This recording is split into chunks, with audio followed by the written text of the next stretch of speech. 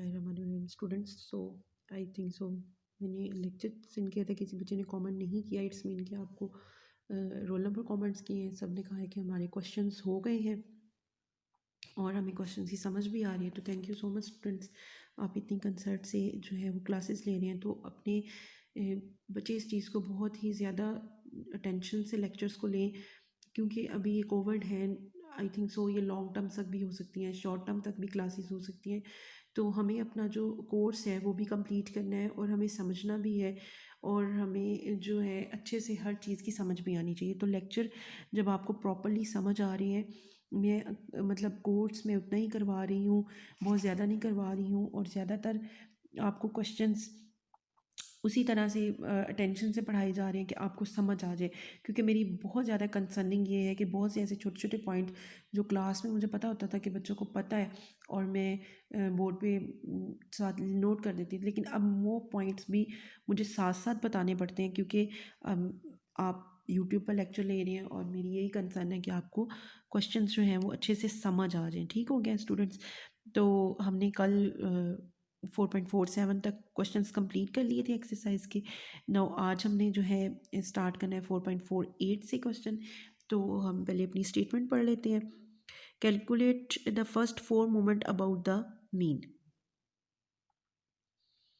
चलें जी, क्वेश्चन को स्टडी करते हैं अच्छे से। Calculate the first 4 moment about the mean and provide one estimate if of the skew each of skewness in kurtosis of the following distribution. सबसे पहले आप स्टेटमेंट में ये देखें कि वो पूछना क्या चाह रहा है। उसने बोला है कि मुझे first 4 moments about mean they दें। इसका मतलब एज दी है और फ्रीक्वेंसी दी है। इट्स मीन कि एज फैक्टर हमारे पास एक्स है और फ्रीक्वेंसी मीन तो एफ ही है। ठीक है, इसका मतलब ये फ्रीक्वेंसी ग्रुप डेटा हो गया। तो हमें यहाँ पे फर्स्ट 4 मोमेंट अबाउट मीन, तो वो जनरल फार्मूला मैं लिख रही हूँ, वो तो आप एम आर वाला यूज़ करेंगे, समीशन एफ एक्स आई माइनस एक्स बार आर्थ ओवर समीशन एफ। ठीक है, फर्स्ट 4 मोमेंट आप निकाल लेंगे। उसके बाद उसने कहा है प्रोवाइड वन एस्टिमेट ऑफ सिक्यूनेस। आपने सिक्यूनेस के बारे में बताना है। इसका मतलब आपने बीटा 1 निकाल के देना है। बीटा 1 कैसे निकालना है? M3 is equal to M cube का 3। तो आप इसको निकाल लेंगे और अपने बीटा 1 को एक्सप्लेन कर लेंगे। ठीक हो गया। उसके बाद है आपके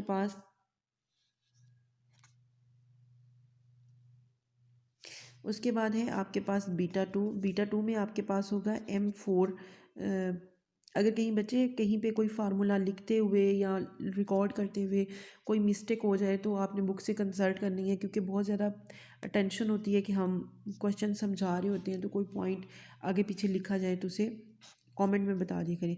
M4 is equal to M square is equal to square. ठीक है, तो ये बीटा 1 का फार्मूला है और ये बीटा 2 का फार्मूला है। ठीक है, आप इन दोनों फार्मूलाज के थ्रू क्या करेंगे, आपने मोमेंट रेशियोज के फार्मूले हैं, इन फार्मूले के ये हमें सिक्यूनेस के बारे में बताएगा और ये कैटोसिस, और ये डीपली एक्सप्लेन कर चुके हैं हम कि बीटा 1 0 हो तो सिमेट्रिकल होता है, ग्रेटर देन इवन। तो वही चीज़ आपने यहाँ पे एक्सप्लेन करनी है। ठीक हो गया, ये आपको 4.48 का प्रॉपर आपको मैंने हिंट दे दिया है। इसको आपने अब सॉल्व आउट कर लेना है। नेक्स्ट क्वेश्चन है आपके पास 4.49, क्वेश्चन नंबर 4.49। ठीक हो गया, इसको देख लेते हैं। उसमें क्या पूछा है उसने? The following values have been obtain from a 2 different frequency distribution of weights I bills में दिए हैं, हैविंग 125 एंड 200 ऑब्जर्वेशन। वो कह रहा है 2 तरह के ऑब्जर्वेशन है। मीन्स के फर्स्ट जो डाटा है उसका जो एन है, फर्स्ट जो ए का डाटा सेट दिया है वो एन 125 वैल्यूज़ का है। ठीक है, और सेकंड ऑब्जर्वेशन जो है रिस्पेक्टिवली, और सेकंड जो बी का डाटा है उसमें एन हमारे पास 200 है। ठीक है, या समीशन एफ कह लें आप, एन को समीशन एफ भी कह सकती हैं। ये फर्स्ट ए डाटा सेट का है और ये 2 सेकंड का है। अब वो कह रहे हैं the following values X and Y, 2 equation उसने सेट की थी एक्स एंड वाई, इसका मतलब है ये ग्रुप में है। अब वो कहते हैं समीशन एफ यू माइनस, उसने हमें सम करके दे दिया है, और बी भी नीचे जो है उसने सम दे दिया। विच of the distribution more consistent. सबसे पहले वो बोल रहा है कि आपने ये बताना है कि कौन सी डिस्ट्रीब्यूशन कितनी कंसिस्टेंट है। और फिर कह रहा है which of the distribution negatively skewed, कौन सी डिस्ट्रीब्यूशन नेगेटिवली स्क्यूड है। और which of the distribution is mesokurtic, मतलब कि वो सिमेट्रिक है। इसका मतलब है मेसो की बात आ गई तो इसका मीन्स है कि आपने इन दोनों में से कौन सी कंसिस्टेंट है, तो आपने कोवेरियंस ऑफ डाटा सेट ए की मालूम करनी है और कोवेरियंस ऑफ दूसरी बी की भी मालूम करनी है, ठीक है। उसके बाद 1 2 लिख लें। उसके बाद आपने बीटा 1 और बीटा 2 जो है ए के लिए भी यूज़ करना है और बी के लिए भी आपने बीटा 1 और बीटा 2 निकालना है, ठीक है। बीटा 1 और बीटा 2 के फार्मूलाज हैं आपके पास, ठीक है। तो आपने इन दोनों के लिए निकालना है, क्योंकि जब वो पूछता है कि कोई चीज़ बहुत ज़्यादा कंसिस्टेंट है तो हम कहते हैं कि जिसका सी वी जो है वो कम आता है वो कंसिस्टेंट होता है, ठीक है। तो सी वी का एक दफ़ा फिर फार्मूला रिमेन कर लेते हैं। स्टैंडर्ड डेविएशन ऊपर होना चाहिए और नीचे एक्स बार मल्टीप्लाई बाय 100, ठीक हो गया। अब हमें ये डाटा सेट ए के लिए भी ये सारे काम करने हैं और बी के लिए भी सारे काम करने हैं, ठीक हो गया। इसके लिए अलग से ये तीनों चीज़ें एक्सप्लेन करनी है और इनके लिए तीनों चीज़ें अलग से। तो सारी बात है, जबकि उसने म्यू में की फॉर्म में दिया है तो ए का पार्ट जब हम करेंगे तो हम क्या यूज़ करेंगे, हम अपनी मूवमेंट्स अबाउट प्राइम यूज़ करेंगे। कैसे, summation F U over summation F, फिर summation two prime summation F U का स्क्वायर ओवर समीशन एफ। इसी तरह M3 मालूम कर लेंगे, summation F U cube over summation F, और summation M4 prime is equal to summation F mu 4 over summation F. अच्छा जी, अब नेक्स्ट क्वेश्चन स्टूडेंट्स का ये हो सकता है कि इनमें से जो है हमारे पास एज किसी, यही काम आपने ए के लिए करना है और फिर आपने रिलेशनशिप यूज़ कर लेने, क्या करने हैं, रिलेशनशिप यूज़ करने हैं आपने मूवमेंट्स के, वो जिसे हम मीन मूवमेंट्स में जाते हैं, ठीक है। मीन मूवमेंट्स में जाने के लिए ये वाले रिलेशनशिप यूज़ कर लेंगे आप। M1 प्राइम M2 प्राइम और ये वाले जो आपके हाईलाइटेड हैं, ये आपने, ये मैं सिर्फ आपको इसलिए बता देती हूँ कि आपको पता होना चाहिए। ये वाले जो आपके रिलेशंस हैं वो आपने, क्योंकि फर्स्ट मूवमेंट तो होती ही आपके पास जीरो है, ये जो 3 हाईलाइटेड ये आपने मूवमेंट्स के रिलेशनशिप यूज़ करने हैं। रिलेशनशिप यूज़ करके आपने मीन मूवमेंट्स निकाल लेनी है, M1 M2 M3 M4, और फिर उनके ऊपर कोवेरियंस। और ये आपको पता है जो mean movement of second movement होती है ये आपके पास वेरियंस होती है, ठीक है। इसका आप स्क्वायर अंडर रूट लेंगे तो आपके पास स्टैंडर्ड डेविएशन का स्क्वायर आ जाएगा मूवमेंट M2 का, तो आपके पास वो स्टैंडर्ड डेविएशन बन जाएगा, ठीक है। और मीन आपने इसका कैसे मालूम करना है, तो बच्चे आपको पता है एक्स, फर्स्ट ए पार्ट के लिए बताने लगी हूँ, x is equal to 16 + 5u, ठीक है आपके पास। तो अब आपके पास क्या है, आपके पास एक्स बार का फार्मूला होता है A plus summation F U over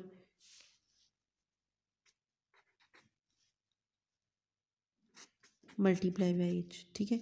ये आपके पास ए है और ये आपके पास एच है, ठीक है। इस तरह भी निकाल सकते हैं। और उसने फर्स्ट मोमेंट, अगर आप इसको सॉल्व आउट करें तो ये फर्स्ट मोमेंट भी बनती है। जैसे इसको अगर मैं ले लूँ तो ये आपके पास ये वाला फार्मूला अप्लाई करेंगे और आपके पास क्या आ जाएगा, दैट इज़ द आंसर। और अगर आपने दूसरे तरीके से करना है तो X bar is equal to A plus this is a M1 prime multiply by H, तो आप ए उधर ले जाएं तो एक्स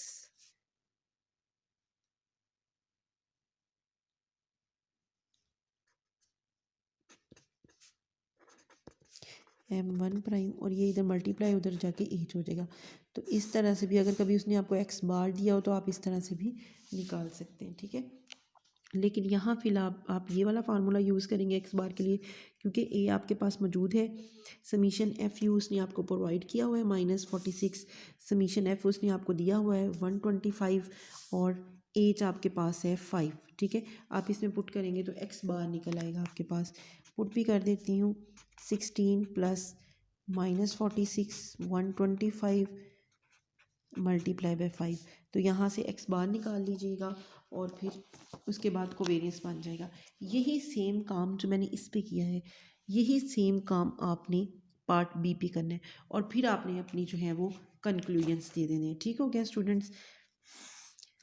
उसमें आपके पास m1 प्राइम ये कैसे बनेगी, summation F V over summation F, और इसमें आप इक्वेशन यूज़ करेंगे y is equal to 20 plus 2v के साथ। ठीक है, और यहाँ से y बार निकालेंगे आप, ये आपके पास a कह लें, b कह लें, h कह लें, ये आपके पास a है, ये आपके पास h है, तो आप कह सकते हैं कि 20 प्लस समीशन v कितनी है 21 डिवाइडेड बाई 200 मल्टीप्लाई बाई 2। तो इस तरह से आप y बार निकाल लेंगे कोवेरियंस के लिए। ठीक हो गया। इस तरह से आपने क्वेश्चन नंबर 4.49 जो है वो कंप्लीट कर लेना है। ठीक हो गया स्टूडेंट्स। अच्छा जी स्टूडेंट्स, नेक्स्ट क्वेश्चन देखें 4.50। The fourth mean moment of symmetrical distribution is 243। ये क्वेश्चंस बड़े इंपॉर्टेंट है, पेपर्स में अक्सर उन्होंने इसी तरह के क्वेश्चंस आपसे पूछे होते हैं। द फोर्थ मीन मोमेंट, आपको मीन मोमेंट दी गई है, सिमेट्रिकल डिस्ट्रीब्यूशन इज़ 243। आपके पास मीन मोमेंट क्या है, सिमेट्रिकल डिस्ट्रीब्यूशन ऑफ 243 दी गई है। What would be the value of standard deviation, आपके पास स्टैंडर्ड डेविएशन की क्या होगी, इज़ ऑर्डर द डिस्ट्रीब्यूशन में भी मेसोकॉर्डिक। अगर आपके पास डिस्ट्रीब्यूशन मेसोकॉर्डिक है तो स्टैंडर्ड डेविएशन की वैल्यू पूछेगी, मीन्स कि वो कह रहे हैं कि आपकी डिस्ट्रीब्यूशन जो है वो मेसोकॉर्डिक है। जब आपके पास कोई डिस्ट्रीब्यूशन मेसोकॉर्डिक होती है, वो खुद कह रहा है, तो आप बीटा टू कहते हैं, आप कहते हैं beta two is equal to 3 के बराबर होता है। क्या होता है, बीटा टू इक्वल टू 3 के बराबर होता है मेसोकॉर्डिक में। अगर मैं बीटा टू को ओपन करके लिखूं तो इसका फार्मूला होगा m4 is equal to m square is equal to square is equal to beta two. तो इसका मतलब बीटा टू की जगह मैं 3 पुट कर सकती हूँ क्योंकि ये मेसोकॉर्डिक है। तो मैं लिख सकती हूँ m4 over M square is equal to C is equal to 3। अब उसने बोला है कि द फोर्थ मूवमेंट इज़ 243। क्या है, 243। फोर्थ मूवमेंट आपके पास 243 है। तो बच्चे ये m4 जो है मैं यहाँ पे 243 लिख सकती हूँ divided by M square over square is equal to 3। और आपको पता है इस चीज़ के बारे में, आपको पता है कि जो सेकंड मूवमेंट अबाउट मीन होती है वो आपके पास वेरिएंस ही होती है। क्या होती है, वेरिएंस ही होती है, सिग्मा स्क्वायर ही होती है। तो इसका मतलब है कि मैं यहाँ पे इस चीज़ को इस तरह से क्रॉस मल्टीप्लाई करी हूँ तो एम स्क्वायर का स्क्वायर इज इक्वल टू हो जाएगा 243/3। ठीक है, जब आप इसको स्क्वायर, इसका अंडर रूट स्क्वायर ले लेंगे तो ये कट जाएगा। तो ये एक्चुअली में जो m2 आएगी, m2 is equal to variance. तो इसका जो आंसर आएगा उसका आप फिर से अंडर रूट ले लेंगे तो वो आपके पास बच्चे आ जाएगा स्टैंडर्ड डेविएशन। क्या आ जाएगा, स्टैंडर्ड डेविएशन। तो बच्चे ये आपके पास आंसर आ जाएगा। नेक्स्ट हम अपना क्वेश्चन देखते हैं।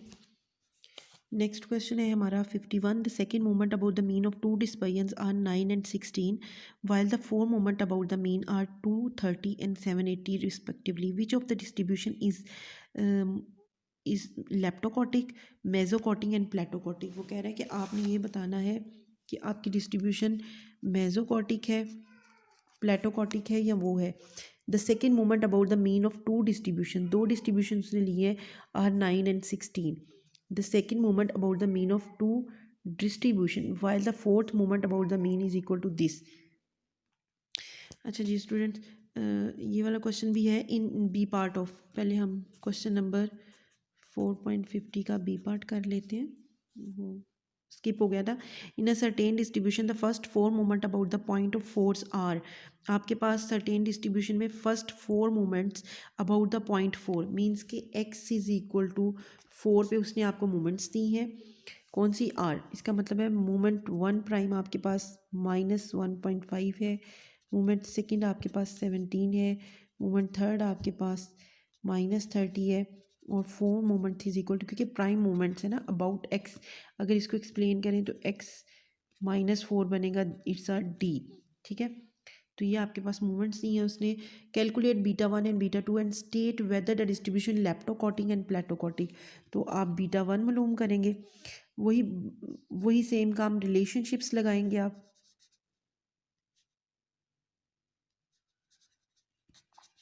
रिलेशनशिप मोमेंट्स के निकालेंगे जिससे आप इन मोमेंट्स को यूज़ करके मीन मोमेंट्स निकाल लेंगे। m2 M3 M4 और β1 और β2 M3 का स्क्वायर M² का square β2 is equal to M4/M²/²। इन दोनों को कैलकुलेट कर लेंगे, फिर आप बता देंगे कि लेप्टोकोटिक, प्लेटोकोटिक और दूसरी डिस्ट्रीब्यूशन कौन सी है। नेक्स्ट है क्वेश्चन नंबर 4.51। उसमें उसने बोला है कि आपके पास दो डिस्ट्रीब्यूशन है, फर्स्ट डिस्ट्रीब्यूशन है एक आपके पास और सेकंड डिस्ट्रीब्यूशन है। दो डिस्ट्रीब्यूशंस हैं आपके पास, ठीक है। पहली द सेकंड मोमेंट, फर्स्ट की जो सेकंड मोमेंट है वो 9 है और दूसरे वाली की सेकंड मोमेंट जो है वो 16 है। While the four moment about the 230 and 780। इसका मतलब इसकी सेकंड मोमेंट, आप फोर्थ मोमेंट आपके पास 230 है, रिस्पेक्टिवली का वर्ड है ना, और यहाँ पे फोर्थ मोमेंट आपके पास 780 है। ठीक हो गया। Which of the distribution is mesokurtic platykurtic. तो स्टूडेंट्स आपने β1 और इसका भी β1 और β2 निकालना है और इसका भी β1 और β2 कैलकुलेट कर लेना है और बता देना है कि आपके पास कौन सी डिस्ट्रीब्यूशन मेसोकोटिक है, कौन सी लेप्टो और कौन सी प्लेटो। वो आप इस पे बताएंगे कि अगर β1 जो है वो इक्वल टू 0 आता है तो सिमेट्रिकल है, β1 जो है वो लेस देन 0 आता है तो नेगेटिवली स्क्यूड है, β1 ग्रेटर देन 0 है तो पॉजिटिवली स्क्यूड है। इसी तरह β2 इज़ इक्वल टू अगर 3 आता है तो मेसोकोटिक है, β2 लेस देन 3 है तो लेप्टोकोटिक प्लेटोकोटिक है, और अगर β2 is equal to greater than 3 है तो दैट्स अ लेप्टोकोटिक है, मतलब चपटी है। ये चीज़ आपने इसकी एक्सप्लेन कर देनी है। नेक्स्ट क्वेश्चन है आपके पास दोनों 4.42 and 43 is a theoretical question, ये आप कर लेंगे। 4.54 आपके पास क्वेश्चन है, the mean and standard deviation variable is equal to 60 and 845, find the mean and standard deviation of new variables. तो ये आपको इसी तरह का सेम क्वेश्चन आपको पहले भी करवाया हुआ है, ये भी आपने कर लेना है, ये आपसे हो जाएगा क्वेश्चन। और क्वेश्चन नंबर 4.55 ये भी सेम एग्जांपल हमने इस तरह की हुई, ये भी आप क्वेश्चंस कर लेंगे। तो आपकी जो एक्सरसाइज है वो कंप्लीट हो गई है।